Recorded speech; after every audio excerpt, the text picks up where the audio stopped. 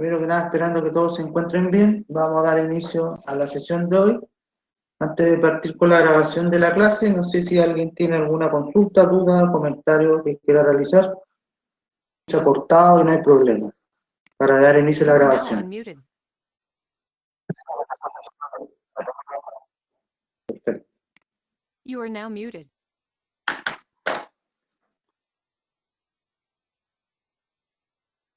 Bueno, continuando con la unidad 1 en relación a la construcción de caminos, lo que vamos a ver hoy día, o el objetivo de esta presentación, es hacer una pequeña introducción histórica muy leve, explicar cómo se desarrollaron los caminos en Chile, y después vamos a partir con algunos conocimientos sobre los movimientos de tierra, ¿ya? Que es una de las primeras actividades en general que se realizan en la construcción de caminos, donde vamos a ver algunas de sus clasificaciones, los distintos tipos, y que entendemos finalmente por movimientos de tierra en general en la construcción de caminos.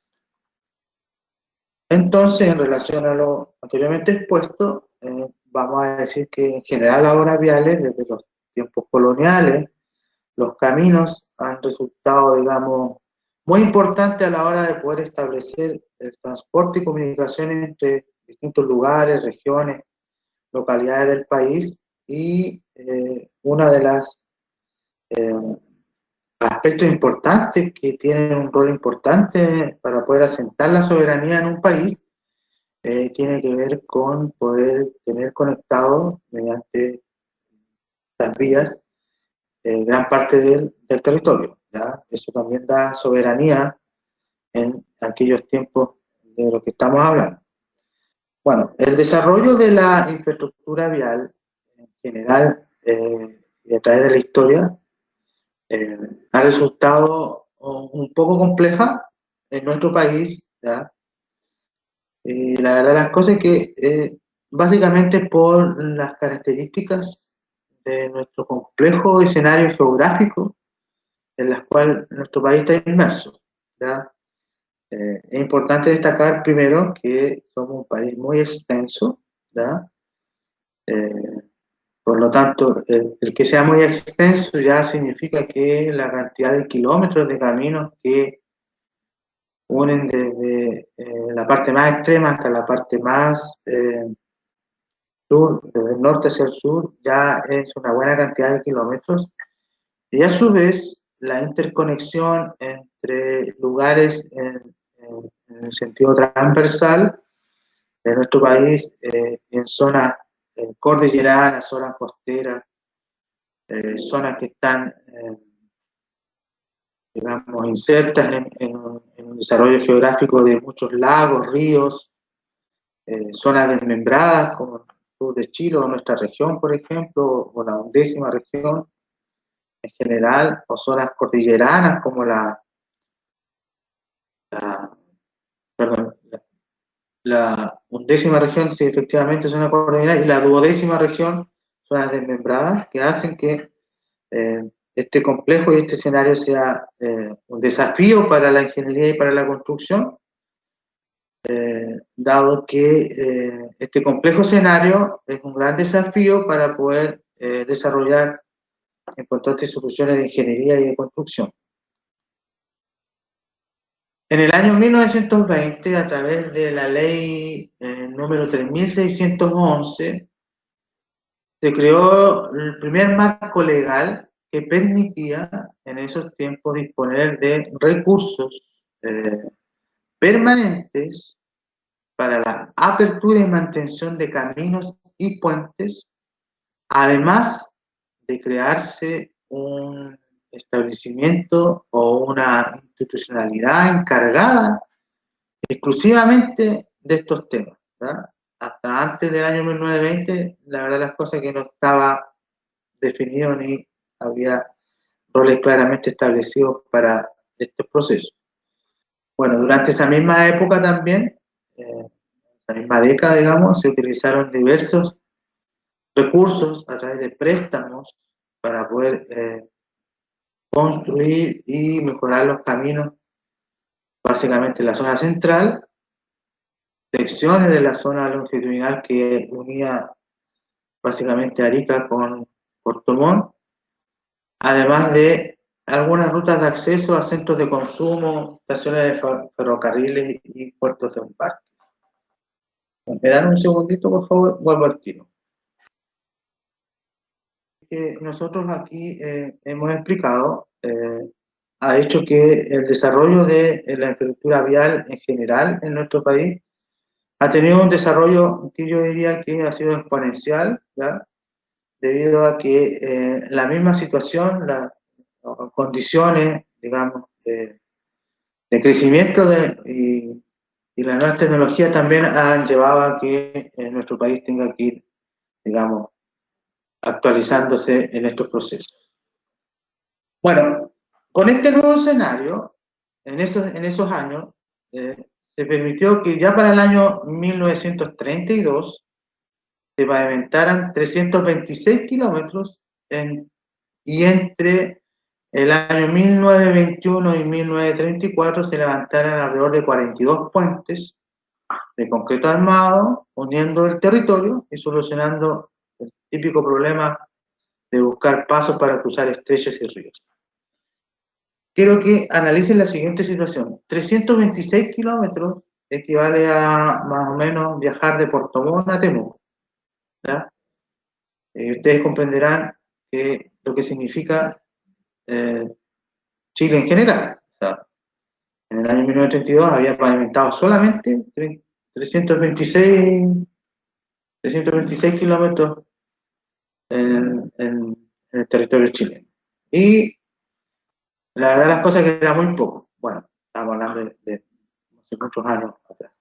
Durante el gobierno del presidente Juan Antonio Ríos se inició la construcción de lo que se conoce hoy como la carretera panamericana, la cual proyectaba un inicio dentro de un plan continental que aspiraba a unir todos los países de Latinoamérica. Ese, digamos, era por eso que se llamó antiguamente lo que ustedes conocen como la Ruta 5 y todavía se llama Ruta Panamericana, que era un plan ambicioso de los presidentes de todos los países limítrofes en poder tener una carretera única, uniformada para unir todo el continente de América Latina. Bueno, eso es así como a grandes rasgos la historia del inicio de las carreteras en Chile. Ahora vamos a entrar en poder explicar un poquito algunos conceptos que tienen relación con la estructura de la carretera y vamos a partir después de esto con el movimiento de tierra. Voy a hacer una pausa en la grabación y les voy a pedir que me esperen un par de minutitos que tengo que resolver una. Lo que ustedes están viendo corresponde a lo que es la estructura de las carreteras o de un camino en general. Un camino de alto estándar ya, digamos, con tránsito seguro y que es de las carreteras que nosotros encontramos en la Ruta 5, por ejemplo. Vamos a partir explicando desde abajo hacia arriba, ¿ya? Y en esa misma explicación que voy dando yo desde abajo hacia arriba, vamos a empezar a estudiar la construcción de caminos, desde abajo hacia arriba. Entonces, un camino, o la estructura de un camino, o una carretera en general, está compuesto por el suelo natural, ¿ya? Que ahí parece. En este suelo natural, lo más probable es que nosotros tengamos que, en algunos casos, hacer algún tipo de mejoramiento, cuando el suelo natural no cumple con ciertos estándares y requisitos establecidos en la ingeniería para estos proyectos, ¿ya? Después vamos a tener una capa que se conoce como subbase, que es también una capa granular. Después vamos a tener otra capa que se denomina capa base, ¿ya? Y finalmente vamos a tener los pavimentos o calzadas, ¿ya? Que aquí en este ejemplo se muestran de dos tipos, calzadas de concreto y las calzadas de asfalto. Y asimismo, la ingeniería los identifica a los pavimentos de concreto o de hormigón como pavimentos rígidos, y los pavimentos de asfalto, la ingeniería los clasifica como pavimentos flexibles. Debajo de este corte de camino se ven dos imágenes que explican un poco el comportamiento estructural de estos pavimentos. Los pavimentos rígidos, si ustedes se fijan en la figura, aparece ahí como que hay una ruedita, el círculo que ustedes ven, se menciona una rueda de un vehículo, el cual va a transmitir la carga de ese vehículo, ¿ya? Y si ustedes se fijan, a diferencia del de al lado, tiene una sola capa debajo del pavimento. ¿Por qué razón? Porque los pavimentos rígidos pueden obviar la subbase, ¿ya? Ahora que explicábamos que teníamos suelo natural, teníamos la subbase y después teníamos una base. Eventualmente, si la ingeniería así lo decide, y así le resulta en el cálculo de ingeniería, podrían obviar la subbase y partir directamente desde el suelo natural con una base y después el pavimento de hormigón, en este caso pavimento rígido. ¿Por qué se puede obviar esta subbase? Porque la verdad de las cosas es que el que hace la pega estructural en un pavimento rígido es el hormigón, ¿ya? Y el hormigón, como va a ser el que va a hacer el máximo esfuerzo de soportar las cargas al cual va a estar sometido y lo va a distribuir como aparece en la figura, en la forma más uniforme posible y menos cantidad de carga hacia abajo, capas estructurales, por lo tanto, no requiere y se podría obviar la subbase. A diferencia del caso de los pavimentos flexibles, que están en el costado, donde sí o sí tiene que llevar subbase y base, porque a diferencia de los pavimentos rígidos, los pavimentos flexibles, los que hacen la pega estructural, los que son encargados de soportar la gran cantidad de esfuerzo, son las capas estructurales, o sea, la base y la subbase. Por lo tanto, si ustedes se fijan, la transmisión de carga a través de un pavimento flexible se hace casi en forma puntual, por eso que se produce ahí como una carga puntual directa, está en color rojo. Por lo tanto, el pavimento flexible es un mero mero transmisión de carga, ¿ya? Y no opone nada o nula resistencia a las cargas a las cuales están sometidos. Hecha esa aclaración, y esto es concepto del comportamiento estructural, vamos a partir a explicar un poco cómo son los procesos constructivos o cómo funcionan cada uno de estos elementos, y vamos a partir desde el suelo natural hacia arriba para terminar después con los pavimentos. Vamos a pasar por las bases, las subbases, hasta llegar a los pavimentos y o obras adicionales. Por lo tanto, vamos a partir explicando los conceptos de movimientos de tierra. ¿Qué vamos a entender nosotros por movimiento de tierra? Una definición súper simple, ¿ya? Que dice lo siguiente, que las cotas del proyecto, ¿ya? Entre paréntesis dice rasante, subrasante, sello fundación, después lo vamos a explicar con más detalle, de las obras viales, establecen la necesidad de modificar el perfil natural del suelo, siendo necesario, en algunos casos, rebajar dichas cotas y en otros casos, elevar dichas cotas. En el primer caso, que corresponde a rebajar las cotas, se conoce como corte o excavación. Eso es lo que normalmente nosotros, en términos de obras viales, conocemos como rebajar las cotas, cortes o excavación. Y en el segundo caso, cuando hay que subir las cotas del proyecto, es lo que nosotros conocemos como relleno o terraplén, ¿ya? En ambos casos, debe efectuarse lo que se constituye propiamente tal como un movimiento de tierra. Por lo tanto, entender que un movimiento de tierra consiste tanto como sacar tierra o sacar material, cortar, excavar, como rellenar con material, con un relleno o un terraplén que tienen ciertas características que vamos a estudiar más adelante. No olvidar que cualquier duda consulta a través del micrófono o a través del chat para ir aclarando en forma inmediata por si les presentan algunas dudas.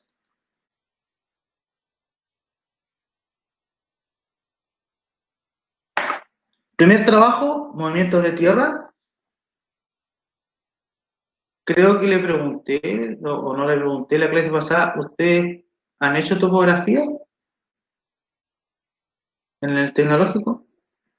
Sí, profe, le respondimos y hicimos topografía básica.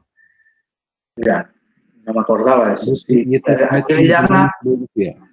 a qué le llamas topografía básica, Manuel? Tipos ¿cómo se llama? De elementos para medir. Eso.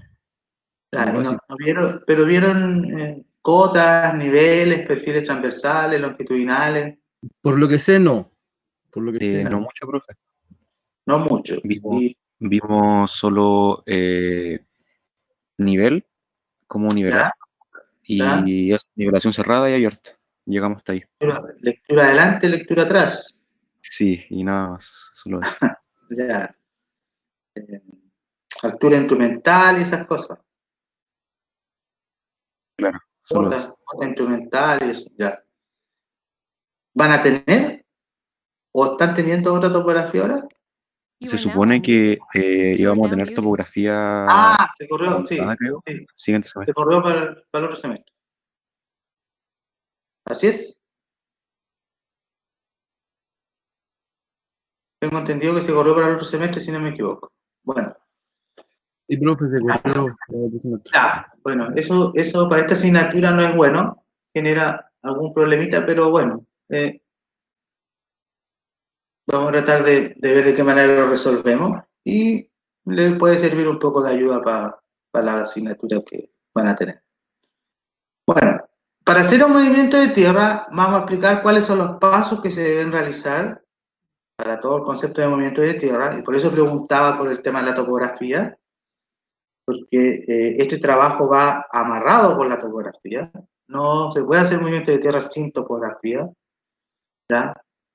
Por lo tanto, es importante el manejo y el dominio de esa área de la construcción, ¿ya?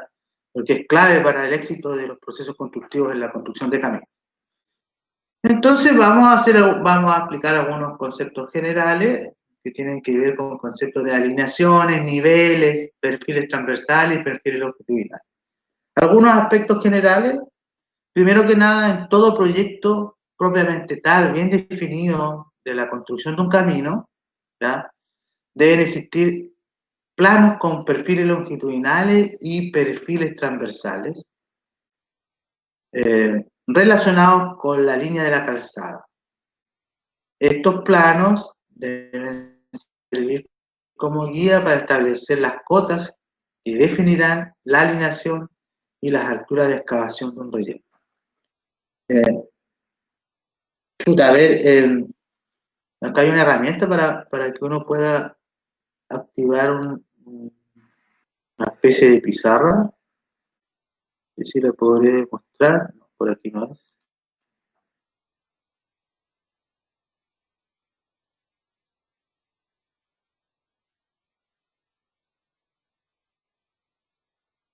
A ver si.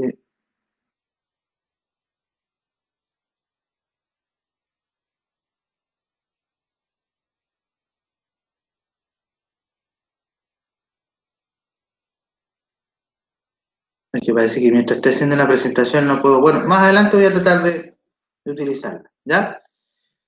Quería explicar un poco el concepto con una figura súper simple de qué es lo que entendemos nosotros por un perfil longitudinal y un perfil transversal. ¿Ya? Voy a tratar de explicarlo con algo súper simple. Con algo súper simple que tiene relación con algunos conceptos de topografía. Pero yo creo que eso lo vamos a dejar para una clase específica para que tenga mayor precisión y la voy a preparar de esa forma, ¿ya? Porque si no se pueden confundir. Bueno, una vez que nosotros tenemos establecido o definido el trazado o que nosotros queremos eh, o establecimos para nuestro camino, se van a definir ciertas cotas, ¿ya? Generalmente nosotros lo usamos como cota de rasante, que la cota de rasante es como la parte final de arriba del camino por donde circulan los vehículos, y tenemos la cota de subrasante, que es donde empezamos a hacer la excavación como el terreno natural. Y ahí vamos a establecer ciertos perfiles, donde vamos a ir dándole la forma al camino, y eso nos va a definir cómo se hace, en qué lugar hacemos excavaciones o en qué lugares hacemos relleno, de acuerdo a un perfil específico, qué taludes se requieren y ese tipo de situaciones.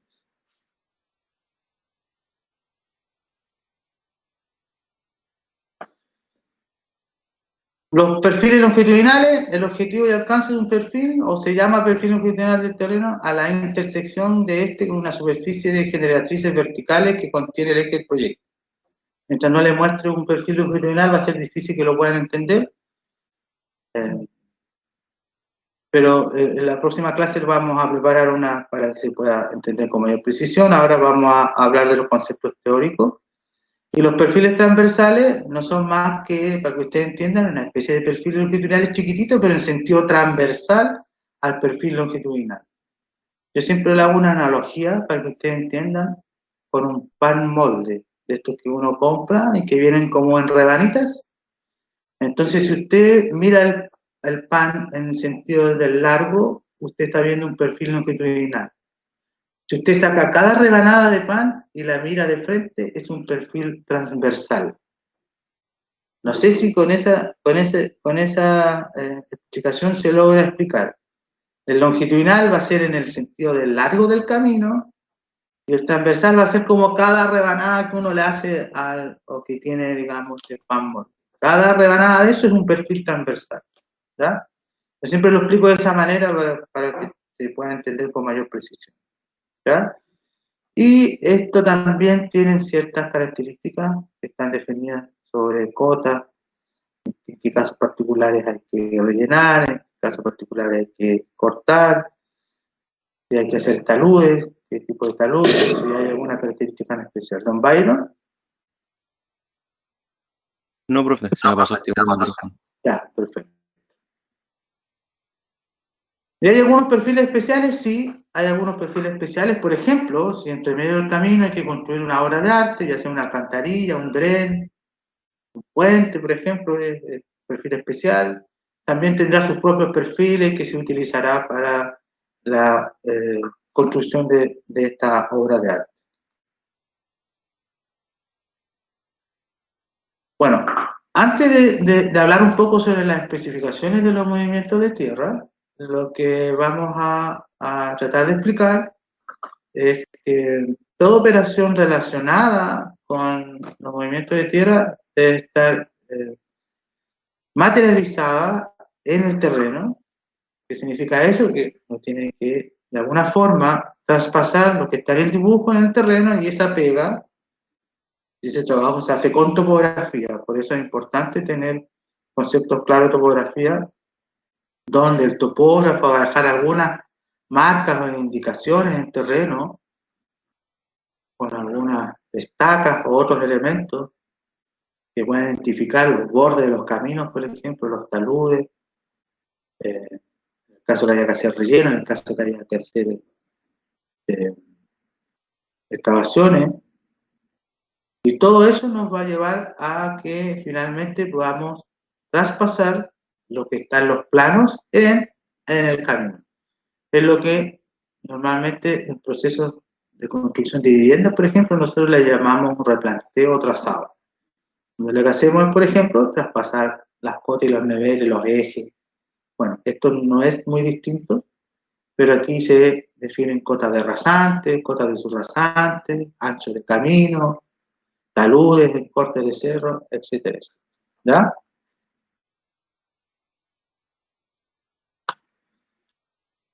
Para poder entender o para poder comprender un movimiento de tierra, primero tenemos que conocer algunos conceptos de mecánica de suelo, y de esos conceptos hay que conocer la clasificación de los suelos.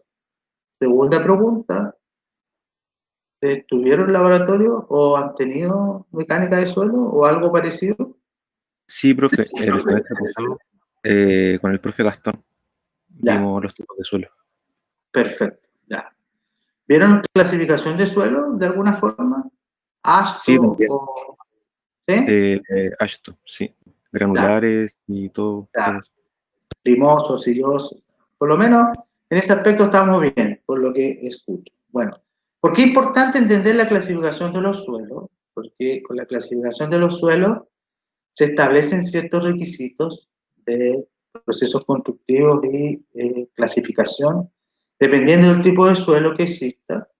Y es importante porque esta clasificación va a definir si eh, el suelo tiene una capacidad mínima aceptable para poder soportar las cargas que se van a transmitir a través de ellas, ¿ya? Considerando lo que yo les comentaba recién, la clasificación ASTO dice que para los caminos se aceptan sin ninguna condición o cumplen todas las condiciones requeridas los suelos clasificados por A1, A2, A3, ¿ya? Y también lo que pueda recomendar el Laboratorio Nacional de Vialidad a través de sus informaciones técnicas.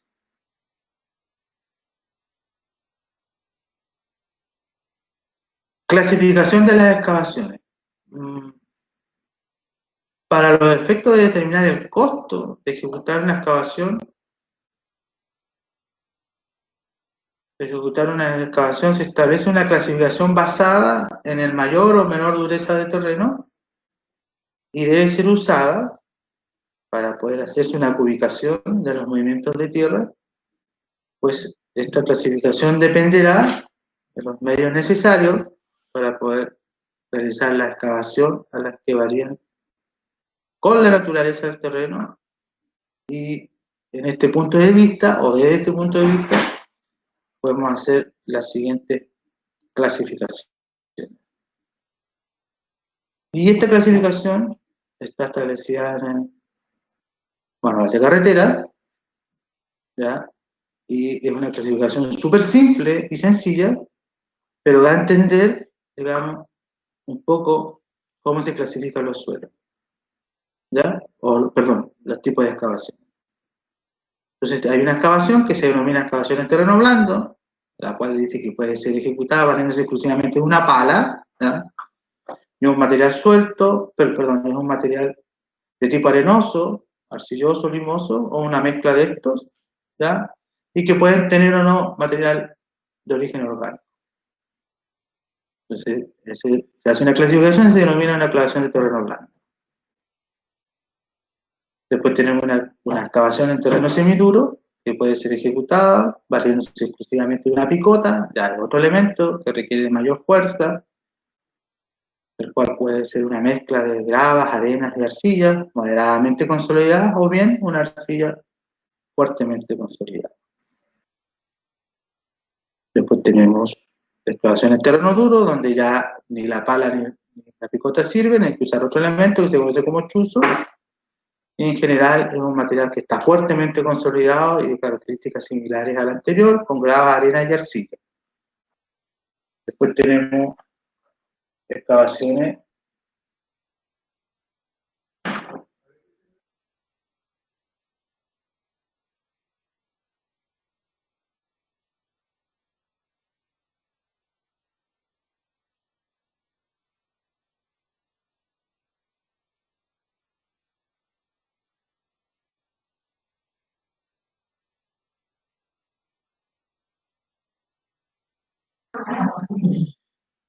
Después tenemos excavación en terreno muy duro, donde ya ninguna de las herramientas anteriores nombradas nos sirven, porque el terreno es un terreno casi una roca, pero es una roca semidescompuesta, y aquí estamos obligados al uso de maquinaria especializada, excavadoras, retroexcavadoras, por nombrar algunas. Y finalmente tenemos la excavación en roca, donde La clasificación que hace el manual de carretera es que aquí se tiene que utilizar explosivos, ¿ya? Y normalmente este es un material que es un manto rocoso o por piedras de gran tamaño que no pueden ser removidas con ningún tipo de maquinaria.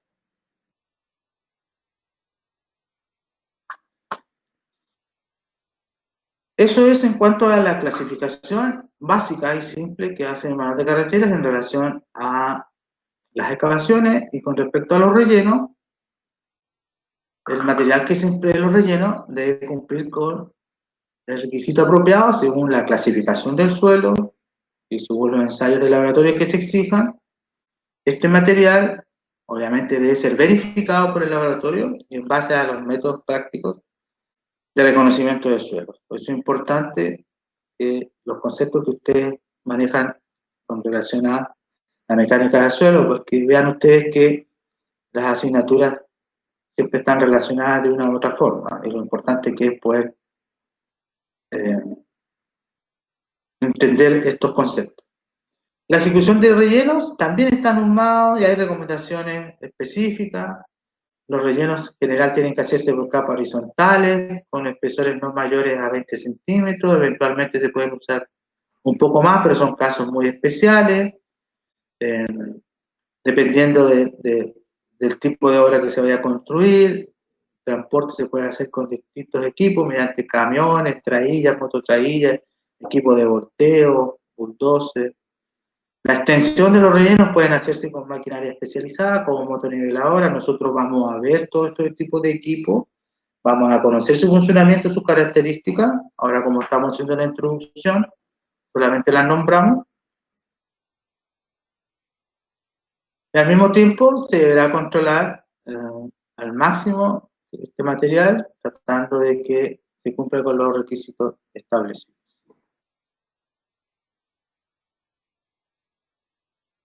Después aparece un concepto bastante importante que es la compactación de los suelos.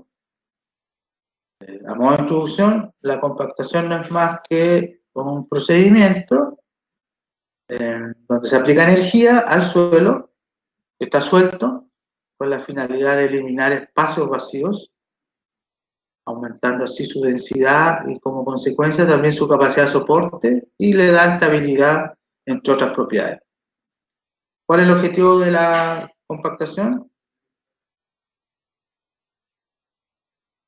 Es darle mejoramiento a la ingeniería del suelo.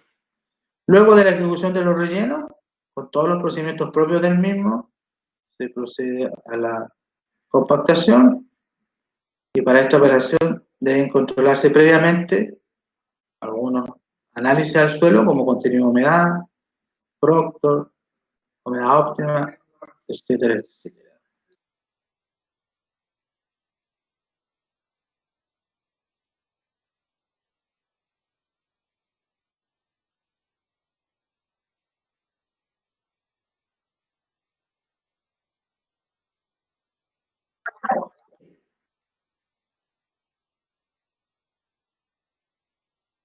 Algunas consideraciones para la compactación de los materiales.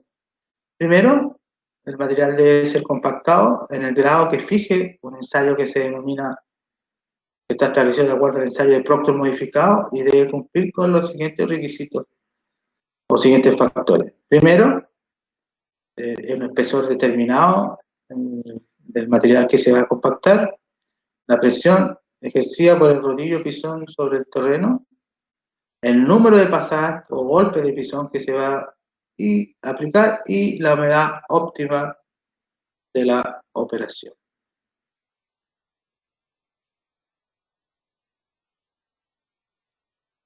Ahora vamos a ver algunos de los equipos que se utilizan para la compactación y ahí aparece cada una de sus características, ¿ya? Hay distintos equipos para este uso. Tenemos lo que se conoce como el rodillo patacabra, ¿ya? Después vamos a ver, cuando veamos específicamente los equipos, vamos a ver los vamos a conocer y vamos a ver su funcionamiento. Están los rodillos con ruedas neumáticas. tenemos los rodillos vibratorios, tenemos las placas compactadoras, que ya son un poquito más conocidas, y vamos a explicar cómo funcionan, cómo se operan y cuál es la finalidad de poder utilizarla en forma correcta. Y finalmente, entender que siempre en los movimientos de tierra, cuando uno hace excavaciones o hace rellenos, hay que considerar lo que se conoce como el esponjamiento.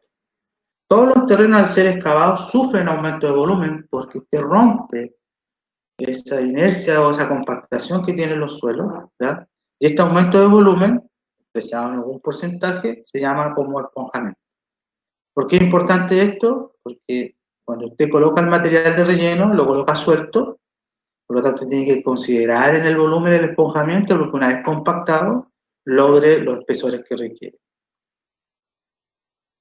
Para la cubicación de materiales de excavación, se consideran volúmenes antes de ser excavado, el terreno lo que se considera, y el volumen transportado tiene que ir con su esponjamiento.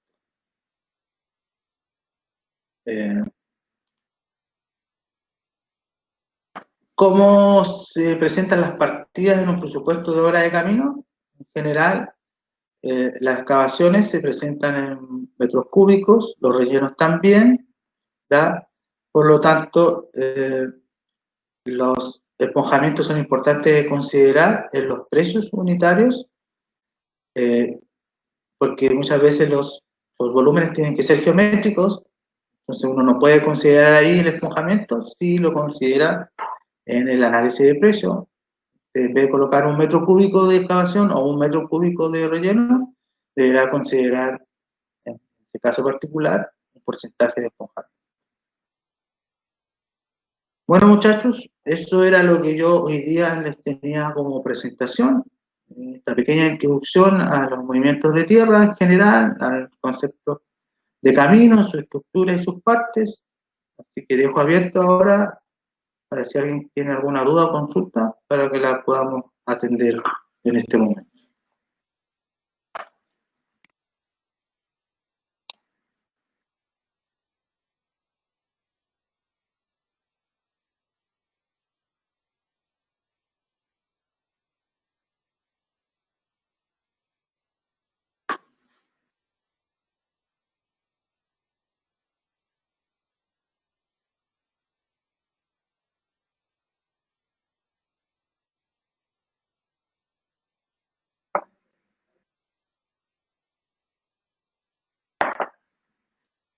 Bueno, si no hay más dudas, entonces si no hay consulta, voy a terminar la grabación. Estoy en los 40 minutos establecidos. Y si no hay dudas, los jóvenes, entonces nos vemos en la próxima clase. Sigan cuidándose. Muy buenos días.